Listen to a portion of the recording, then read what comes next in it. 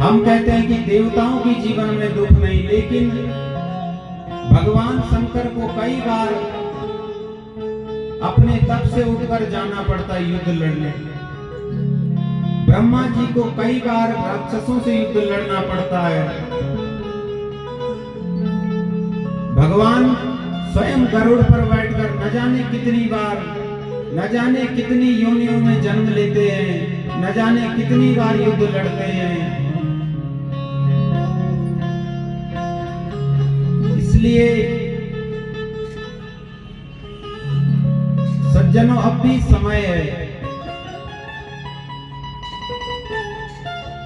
हम अपनी बुद्धि के अनुसार जो हमें सत्य लगता है, हम उसी को क्या करते हैं, सच मान लेते हैं। जब जीवन में हमारे द्वंद्व आता है, जब दुख आता है, अर्जुन की तरह जब समय हमारे जीवन में आता है, जब दो में से एक को चुनना होता है, तो हम अपनी बुद्धि से एक को जिता देते हैं खुद ही, और एक को हरा देते हैं। हाँ, ये रास्ता ठीक है, और चल देते हैं, चले जाते हैं जीवन में। जब जब द्वंद्व आता है तो खुद ही अपने आप जो कार्य करते हैं उसी को जिताते हैं। हाँ, यही ठीक होगा। लेकिन इधर शास्त्र बतला रहा है कि हमें किस प्रकार से चलना है। राम से प्रीति हो और नीति का पथ हो, ये है सज्जनों भजन। प्रीति तो हमारी भगवान से है ही, माता भगवती से खूब प्रीति है। खूब हम मंदिरों में जाते हैं, खूब दिया जलाते हैं, खूब पूजन करते हैं माता भगवती को, लाल लाल चुनरी श्रीफल खूब चढ़ाते हैं। लेकिन मंदिर से आकर के फिर अनीति का मार्ग अपनाते हैं।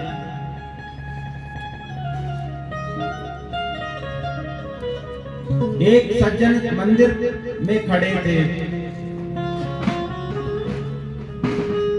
माता भगवती का पूजन कर रहे थे। एक दूसरे सज्जन भी वहां खड़े थे, तो कह रहे थे, मौसम स्तुति गा रहे थे, मौसम दीन न दीन तो सम दीन दया। क्या कह रहे थे कि हे माँ, हे भगवान, आप जैसा कोई दयालु नहीं और मुझ जैसा कोई गरीब नहीं। स्तुति गा रहे हैं बड़े प्रेम से। तभी आगे एक सज्जन आए और उनके आगे खड़े हो गए मंदिर में। जोर से धक्का मारा, अरे तुझे दिखाई नहीं देता मैं भगवान के दर्शन कर रहा हूं? तू मुझे जानता नहीं मैं कौन हूं? उसने कहा, मैं तो आपको नहीं जानता, पर अभी अभी आपने कहा कि मौसम दीन न दीन, मुझ जैसा कोई गरीब नहीं। आपने खुद अपना परिचय दिया कि मुझ जैसा कोई गरीब नहीं और आप जैसा कोई दयालु नहीं। आपने तो अभी अपना परिचय दिया। यही हालत क्या है हमारी? भजन तो खूब करते हैं, लेकिन फिर बाहर आके कुंजर स्नान हो जाता है।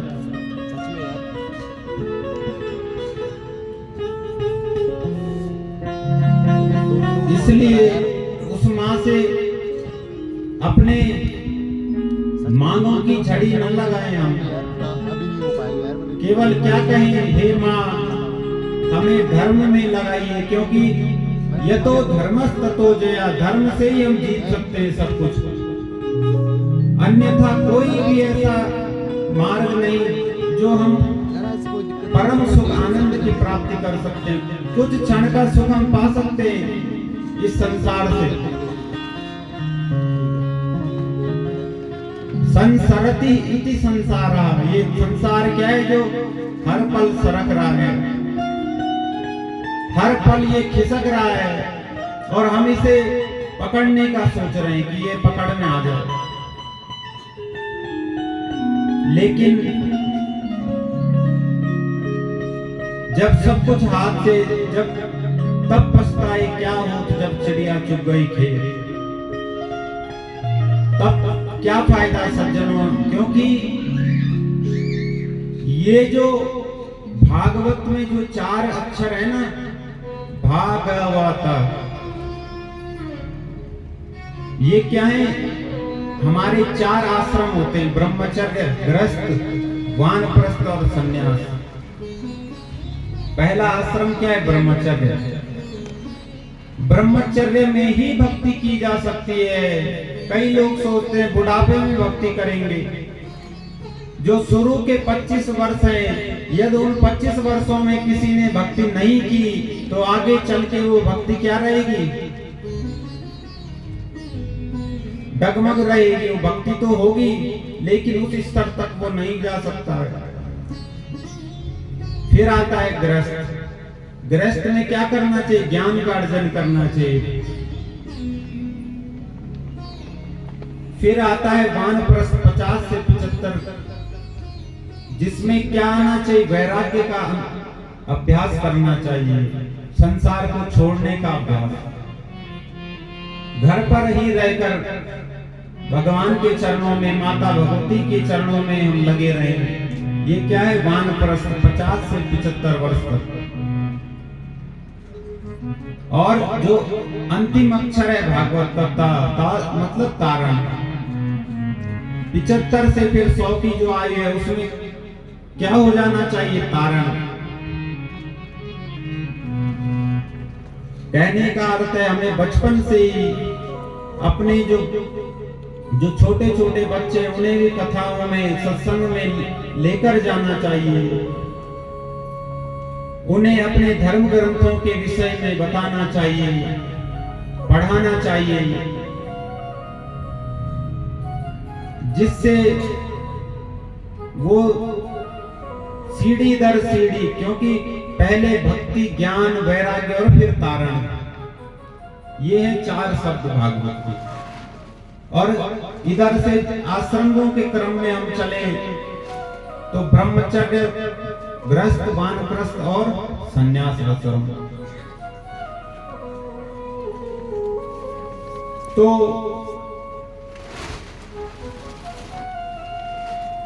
क्योंकि बचपन में कोई भी काम जब हम सीखते हैं तो वो काम में कभी धोखा नहीं खाएंगे। क्यों? क्योंकि बच्चा एक मिट्टी के समान होता है। कुम्हार जब मिट्टी से घड़ा बनाता है तो मिट्टी को लेता है, उसको कुछ भी आकार दे देता है। ऐसे ही जब बचपन में भक्ति का रंग यदि किसी पर चढ़ जाए तो फिर वो ध्रुव और प्रहलाद जी की तरह भगवान का परम भक्त होता है। और जिस कुल में भक्त का जन्म हो जाता है वो फिर पूरा कुल 10 पूर्वांग, 10 परान, 1 विंशति, उसकी कई पीढ़ियां कर जाती हैं सज्जनों। एक साधु यदि घर में हो जाए तो वो कईयों को फिर साधु बना देता है, आसपास में भी कईयों को भक्त बना देता है। इसलिए बचपन से ही हम अपने बच्चों को सत्संग में लेकर के जाएं। बोले दुर्गे मैया की जय, सांचे दरबार की जय। आइए हम उस महामाया की दिव्य कथा में प्रवेश करें, उस मां से प्रार्थना करें, हे मां हमें धर्म में लगाइए और हमारे हृदय को, हमारे मन को, हमारी वाणी को पवित्र कीजिए। बोले दुर्गे मैया की जय। आइए कुछ क्षण अपने हृदय को पवित्र करते हुए